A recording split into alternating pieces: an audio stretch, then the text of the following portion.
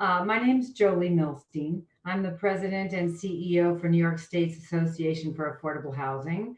We're a 501c6 organization, and you see on the slide our 501c3 subsidiary, House New York, which is really where this whole program is originating in the NYSAFAH world.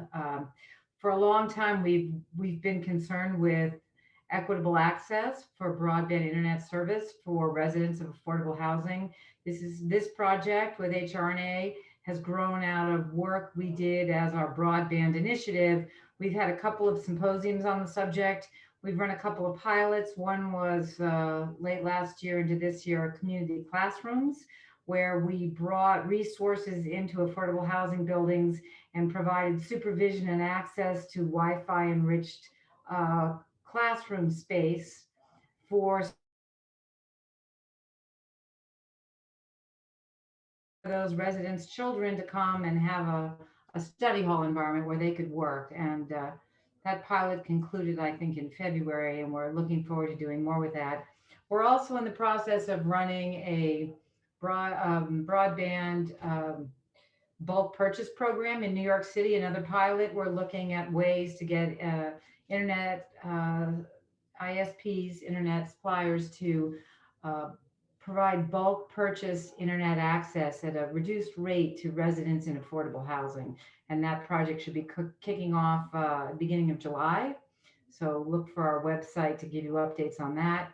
We've also worked very closely on establishing design guidelines for broadband internet access with New York City's HPD design guidelines, and a similar project underway at the state with DHCR to make sure that all new construction and retrofits throughout the New York State's housing portfolio have internet access at a reasonable cost and decent speeds for all residents and staff working and living in those buildings.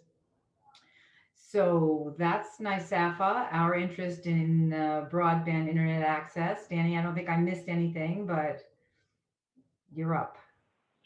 That was wonderful. Thank you so much, Jolie. My name is Danny Fuchs. I use he, him pronouns. I'm the managing partner of the New York office of HR&A Advisors and a co-founder of an entity that we call the Broadband Equity Partnership, which is a broader consortium of consultants that are working to empower communities to shape their broadband future in the communities across the country. We, HR&A, we're a real estate economic development public policy consulting firm. We've been around for a little bit more than 40 years. We're headquartered in New York, but have offices across the country. We started working on issues of broadband in New York when we had the great good fortune to support the city of New York in its planning process that led to the release of the Internet Master Plan for New York City. And then last year, as the pandemic was going, we wound up having conversations with the Ford Foundation about a different approach to closing the digital divide, focusing on the use of buildings and real estate as assets that should be unlocked for the purposes of closing the digital divide in underserved communities. And that was work that we started doing last year. And then meanwhile, we heard about NYSAFAH's work and House New York's work, really advancing the cause of closing the digital divide in affordable housing. And we then had the great good fortune to sort of wind up helping to build a broader coalition with NYSAFAH, House New York, with generous funding from the Ford Foundation and Schmidt Futures, to really focus on a program for the entire state of New York that is considering all of the different approaches to closing the digital divide in affordable housing. We call this the Affordable Housing Broadband Initiative, with a goal of connecting New York's affordable housing to fast, reliable, and low-cost internet, focusing on new service to tenants that they can afford and that building managers can implement swiftly and efficiently. Really, my colleagues at HR&A here will lead the vast majority of this presentation, including Raquel Vazquez, Youssef and Ariel Benjamin. They're really driving so much of this program here. We want to go to the next slide, or have I missed anything, Ariel or Raquel?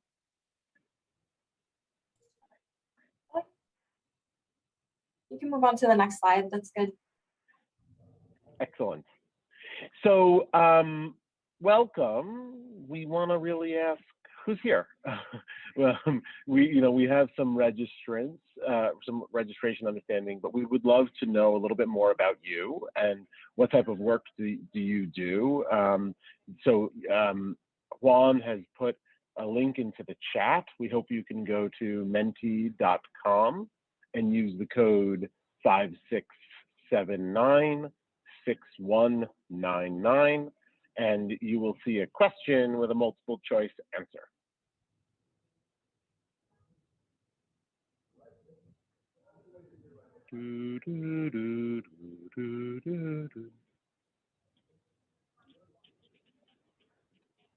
It's always fun to see the results live.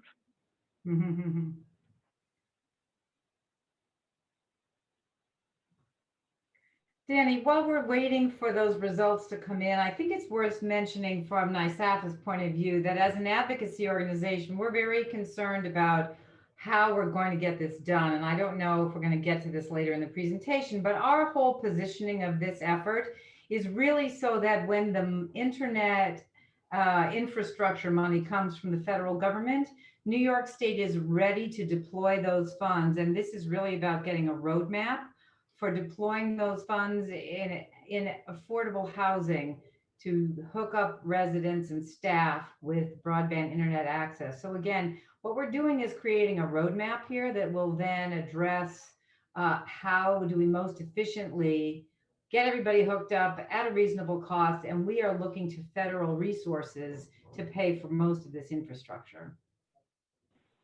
It is a wonderful point, Jolie. Thank you. And it's actually a good segue to talking a little bit about some of these results. I will say that, really doubling down on that, there's been a lot of talk about federal funding for broadband and digital equity purposes.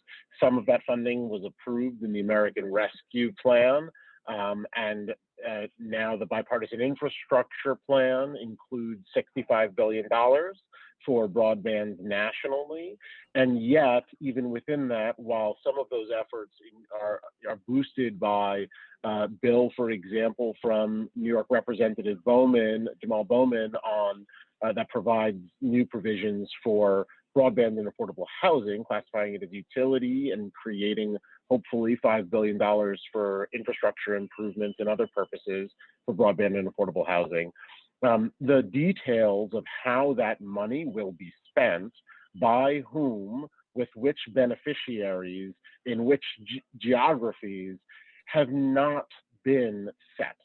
And we're really pleased that NYSAFAH, House New York, Schmidt Futures, and the Ford Foundation have come together to say, we need to provide that roadmap and get ahead of this in the state of New York.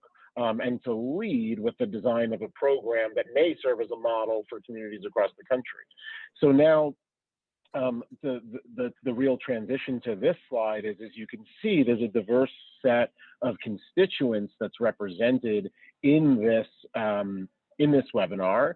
I will note that it appears that only about 20% of you are actually responding to the Mentimeter. There are many more in the panel that we can see here.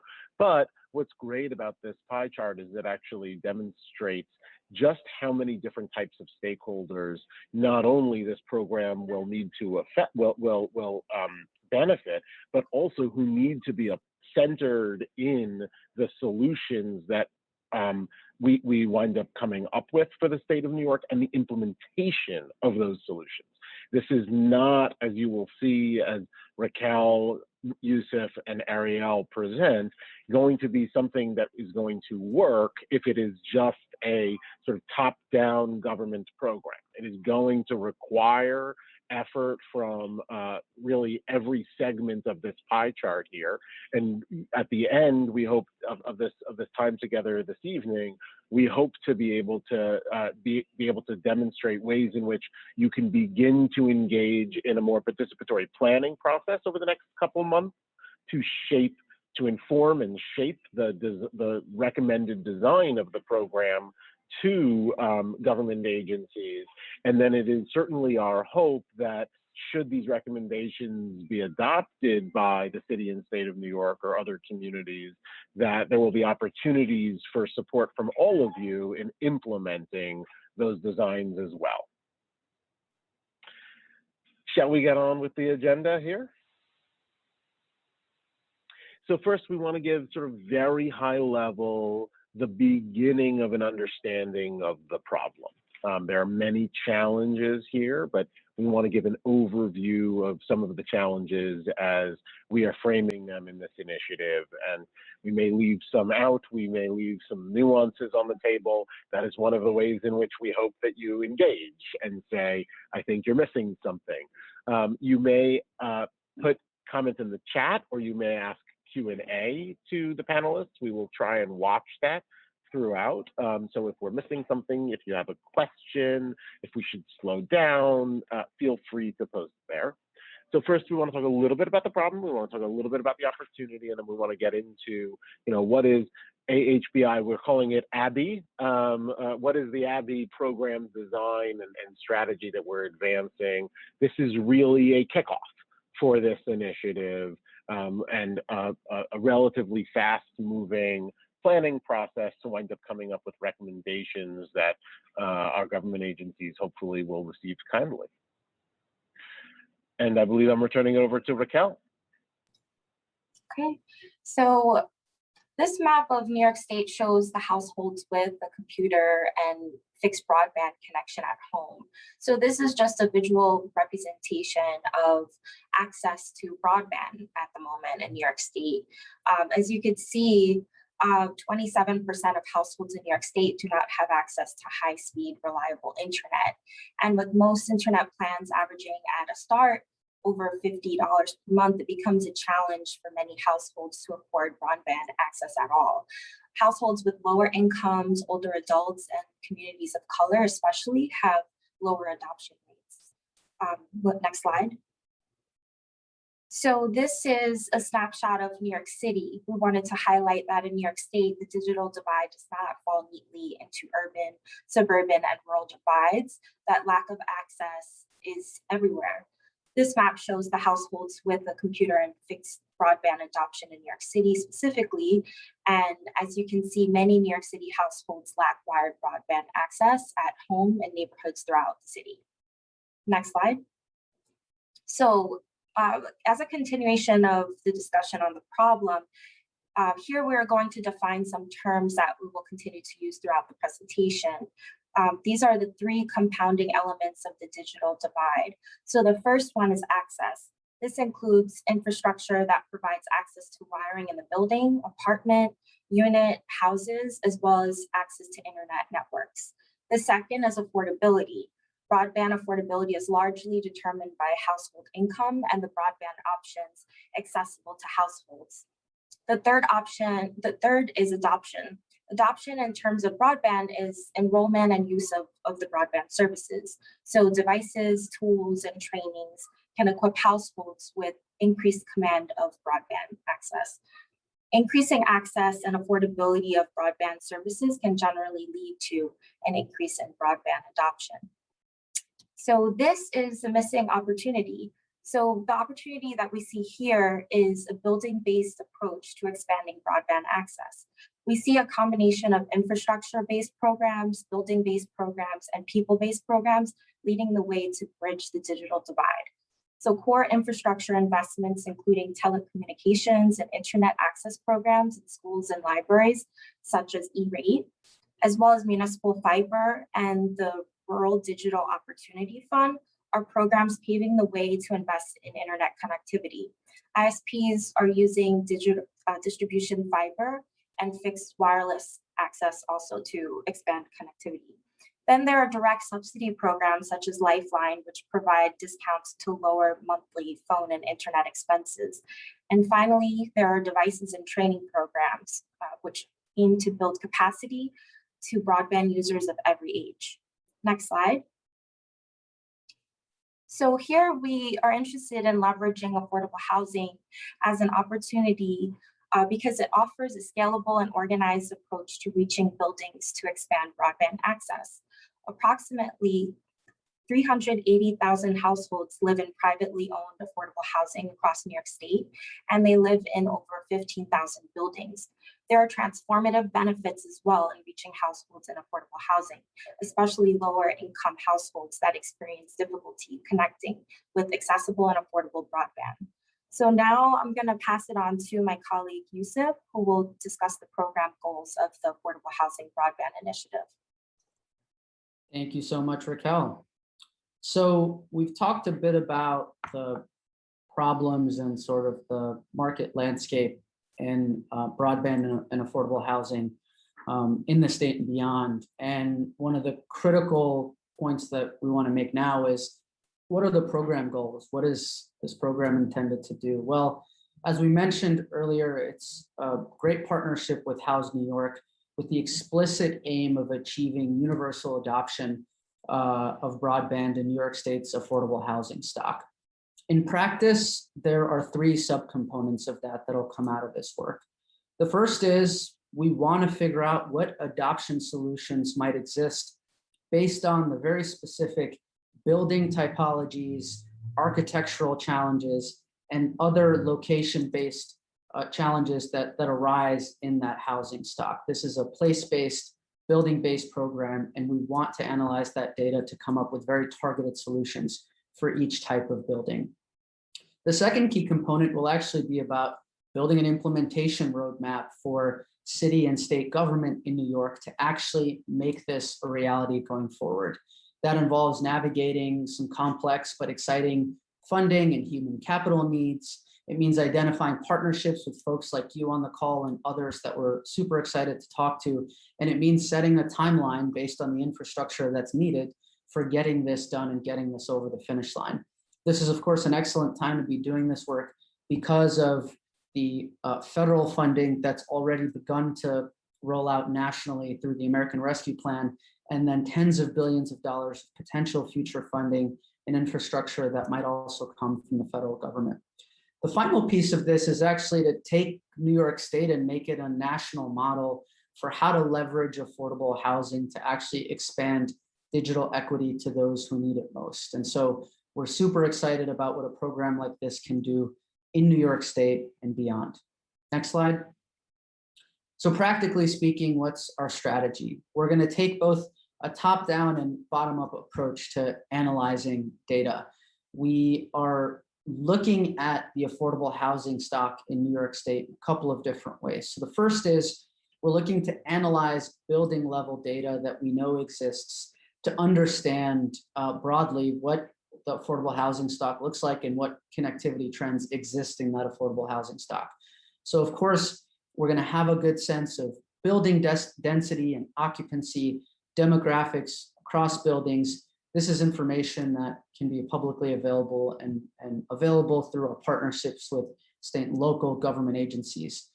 The second thing that we want to do is link that building level information to infrastructure information that's often difficult to come by. So what are the different provider and plan options that might exist for a specific household at a specific address? What's the infrastructure in the ground? Does fiber exist to the street? Does it exist to the building? Are there options outside of wired broadband? So think about fixed wireless and other solutions that may or may not already exist. The final piece of this is to link those two data sets to what families are experiencing on the ground. So using publicly available data through the American Community Survey, we can figure out who has and doesn't have broadband and what type of service they might have. It also allows us to think about downstream challenges, things like device access and the like. And using all that information, pairing it with feedback from you all, gives us a clear sense of what's happening. Next slide. And so what's that intended to do? Well, it's intended to help us refine our understanding of system-wide challenges in New York State. Now, we're coming at this with very specific observations and hypotheses that we've heard both from folks like those who are attendees on this call, as well as through publicly available research.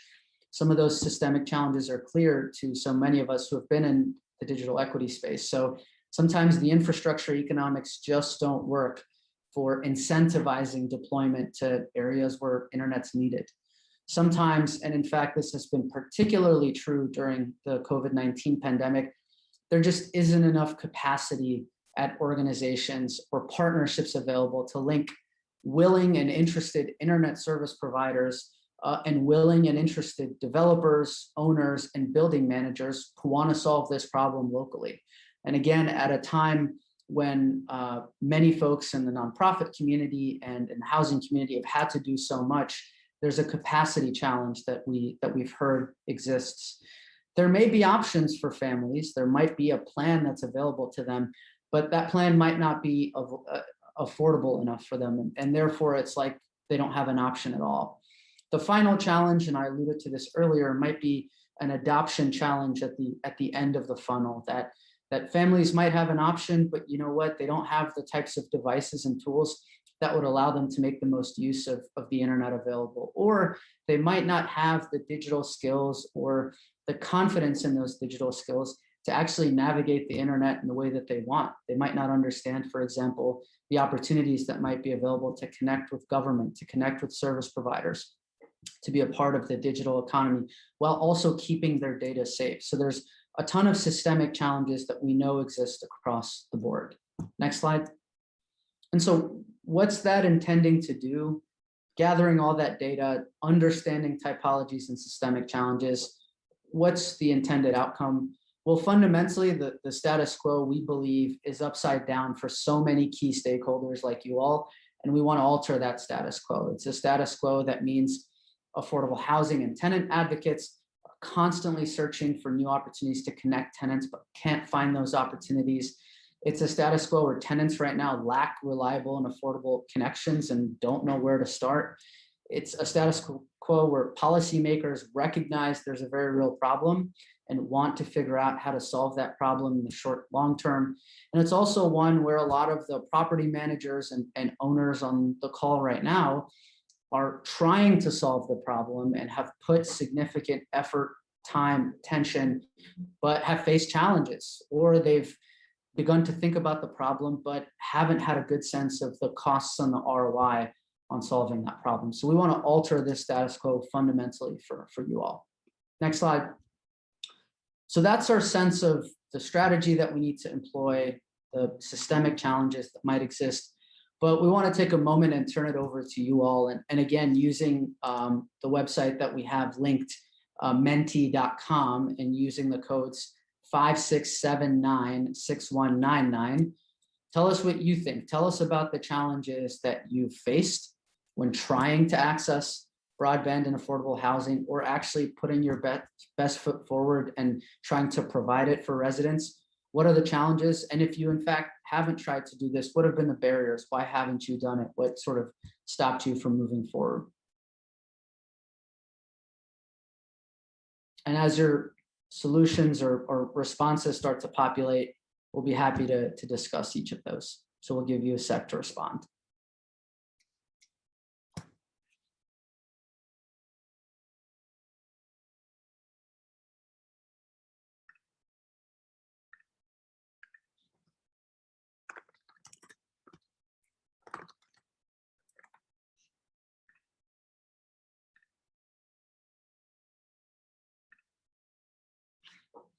Okay, so we've got a couple of themes emerging.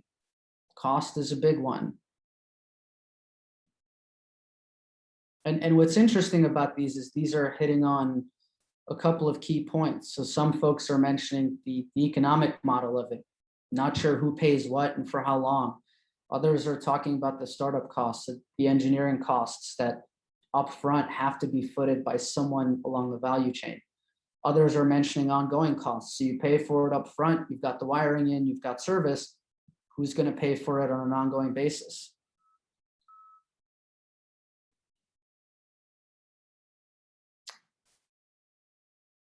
Yep, and there's, I think, very clear downstream challenges that folks are mentioning. So let's say you pay for the service, you provide the service, it's available.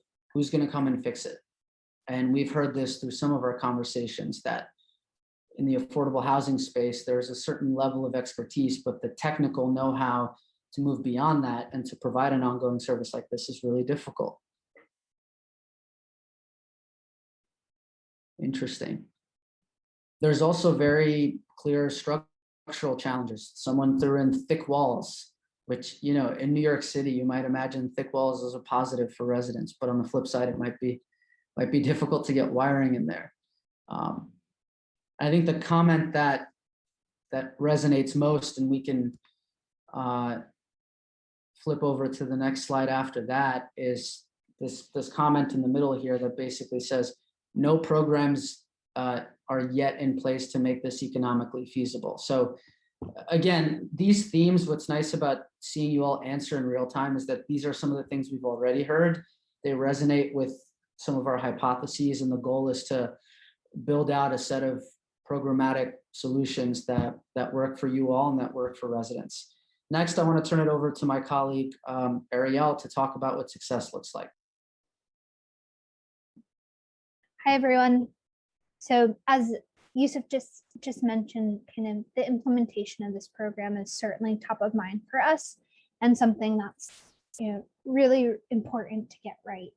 Because with implementation, that's how you accrue benefits. And something we wanted to tee up here is to help think about what success looks like for the variety of stakeholders that are and will be involved in this program.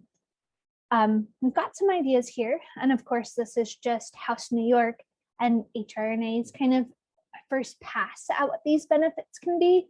A forewarning, I'll go through these, but in a couple slides, we're going to ask you all for additional benefits or what you see the opportunities of this program to be. So I hope that this gets some of those juices flowing. But to kind of go category by category here, stakeholder category by stakeholder category.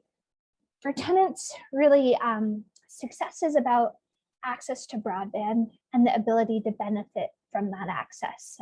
We know all too well the perils of the digital divide and what a lack of connectivity kind of forces it, the conditions that it brings upon households across the state and across the nation. So success from a tenant's perspective is, you know, first and foremost, reliable, affordable, high-speed broadband. It's also about access to digital readiness programs and increased plan choice and quality. We are here to deliver better broadband to people. For property owners and managers, and the overarching benefit here is really to create an avenue to equip buildings with foundational infrastructure.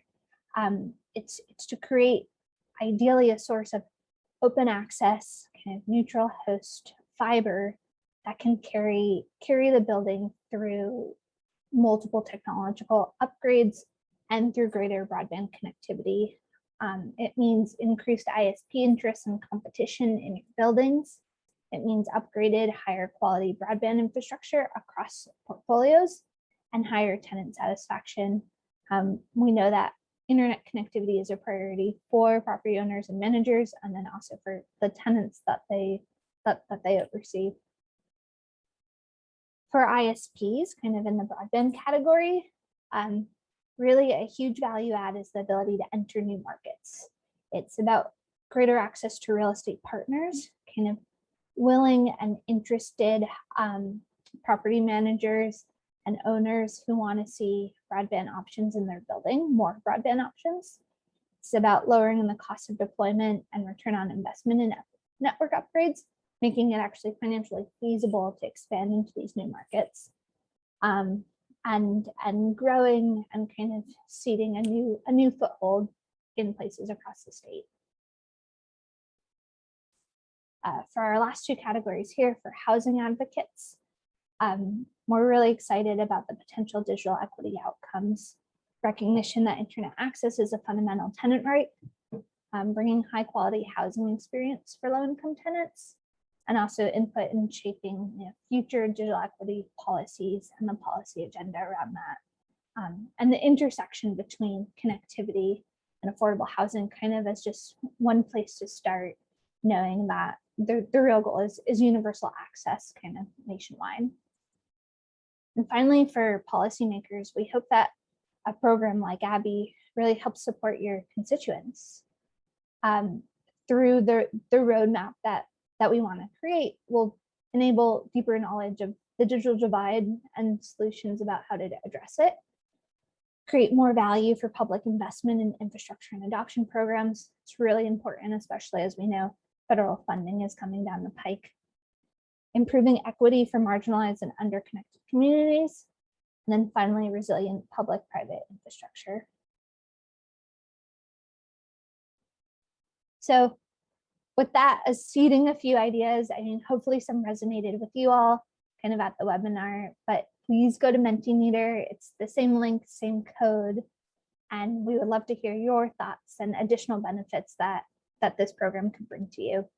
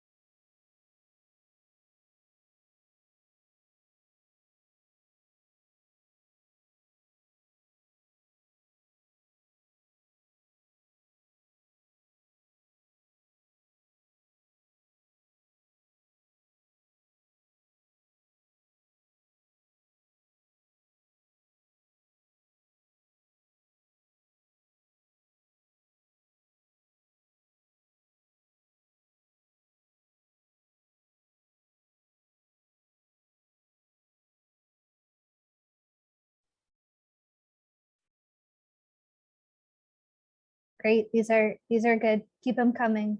Some specific, some more general. Certainly the points about workforce development and educational outcomes ring true. It's telehealth, which I haven't seen on here yet, but is I'm sure to come as an important outcome of this. Increased competition as well.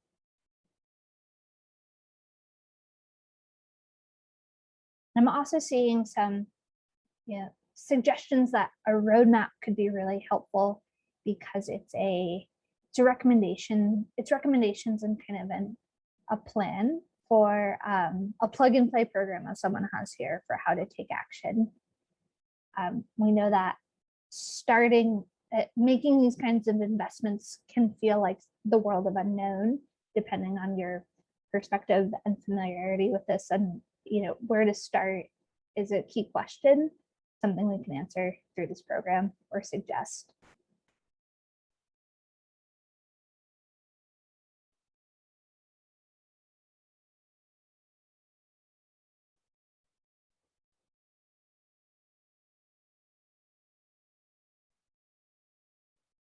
Seeing things in here about digital skills, which is really important. As we kind of suggested a few slides ago, in addition to access the infrastructure build out that we hope to shepherd, adoption is a very important question. And how do you get households connected to the internet and using it?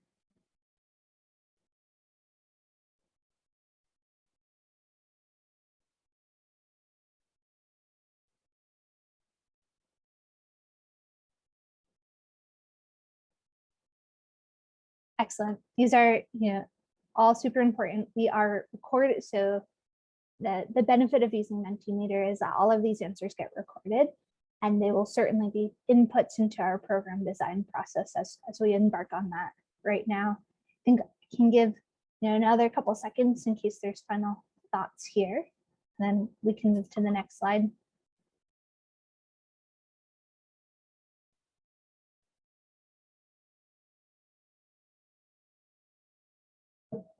All right, so speaking about next steps, this slide is just it's an overview of our program design timeline.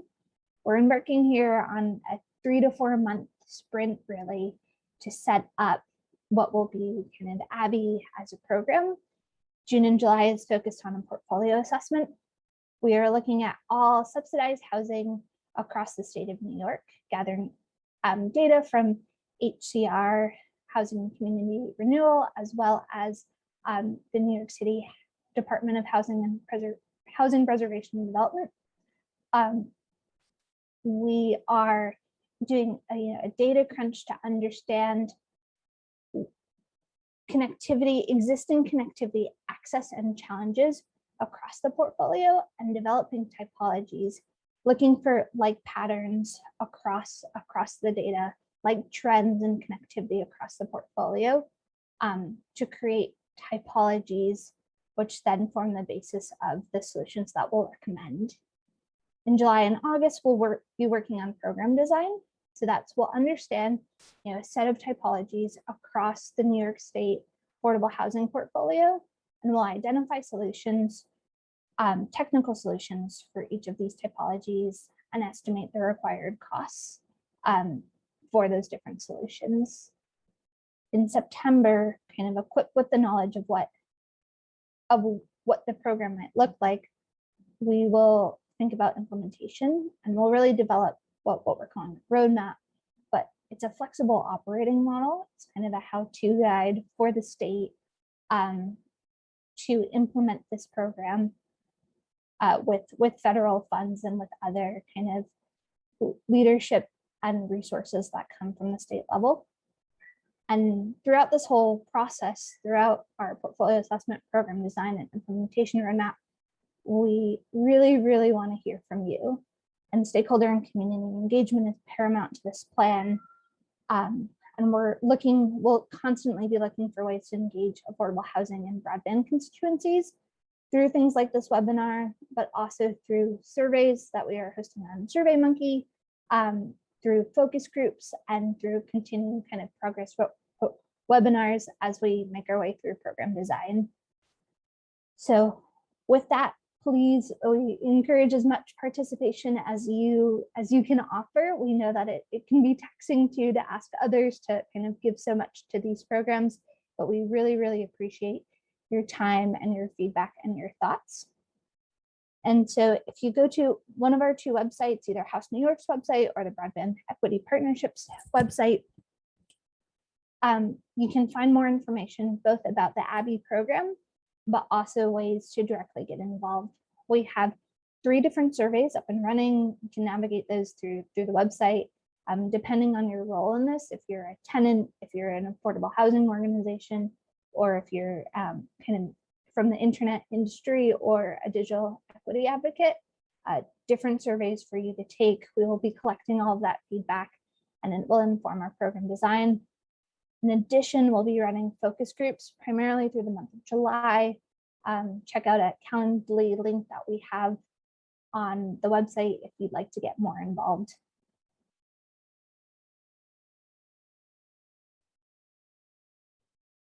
Excellent. And we've done a lot of talking so far and would love to hear questions from the audience. So you should see a Q&A button at the bottom of your screen. And please feel free to type out your questions there. We'll hang on the line for as long as needed, really, and get through these questions or answer what we can today and come back with other answers in the future.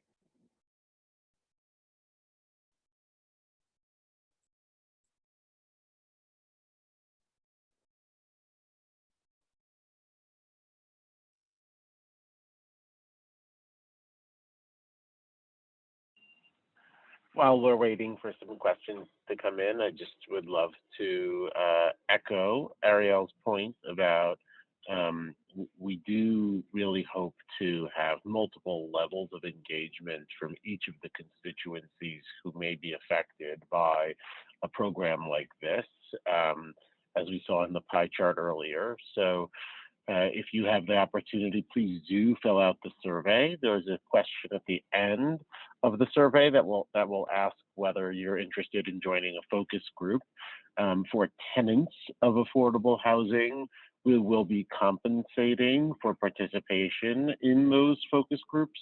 So please do also send those links along.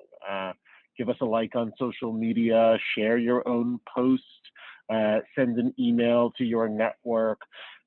Part of this is not a program that has yet been adopted by the city or state of New York, the broader constituencies that we can identify for the program, the more likelihood we hope to have of succeeding with each of the program elements in there. So success here is really will require work from hopefully everybody joining this webinar this evening.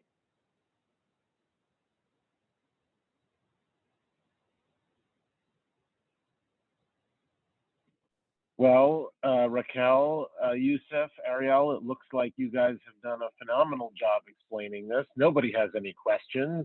It's all well and clear. And if you do have questions, please do feel free to reach out to us. There you go. Any one of us has access to that email, and we'll be able to see it. So if you want to just ask your question in private, if you want to offer support in private, please do so. Please let us know. And we look forward to working with all of you in the weeks and months to come to both design this initiative and hopefully implement it. Thanks, everybody. Thanks so much, everybody. Have a great evening.